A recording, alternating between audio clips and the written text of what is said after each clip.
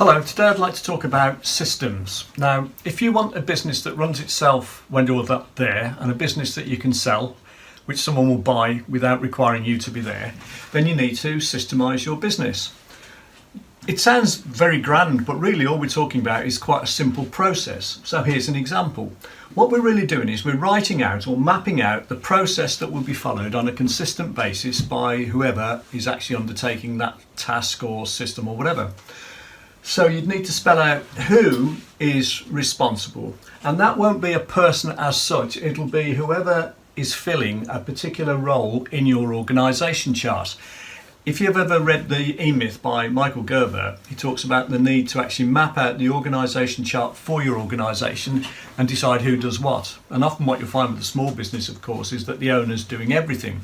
But really you want to get to the stage where different people are responsible for different roles and tasks. So here we have one of the roles or tasks that someone in this organisation chart is responsible for. So we put that in this column. We then say what they have to do. So if this was a sales follow-up, lead follow-up process, for example, system, for example, you'd say, well, they're going to make a phone call, then they're going to send an email, then they're going to send a letter, then they're going to meet with someone. So that would be an example. So this is mapping out what the actual process is. And then this is saying any other information. So how do they do it? So for instance, you might have scripts and templates that they need to follow. So you'd put in here the script or the template and you'd put a reference to it so they know exactly what the script or template or whatever it is they're supposed to be following, or whatever the resource is they're supposed to be using, etc. And then you'd map out when it happens, the timescale. So the first thing happens on T, the start of the whole thing, T for time, and then T plus 3. Now that might be 3 days later, it might be 3 weeks later, it might be 3 hours later. Obviously you'd specify that here, T plus 7, T plus 11. So you're now spelling out exactly what needs to be done, how it needs to be done, and any other information that's relevant, and when it needs to be done, and who or what position, the person in what position is actually doing it.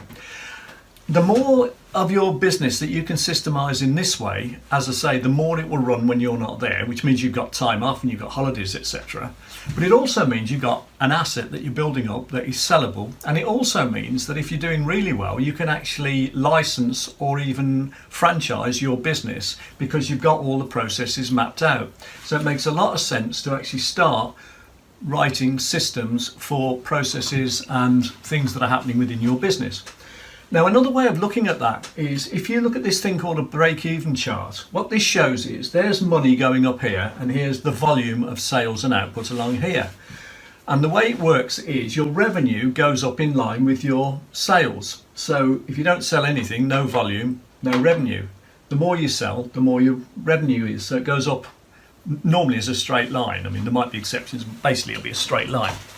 Your costs generally start at some element of fixed cost here, and then they go up in line with any variable costs or costs of goods sold that you incur as you produce and sell more. If you're a professional organisation, it might not go up very steeply because most of your costs might be fixed costs. These are the fixed costs. If you're a manufacturing organisation, it might go up a lot more steeply because you'll have a lot of materials and components, etc.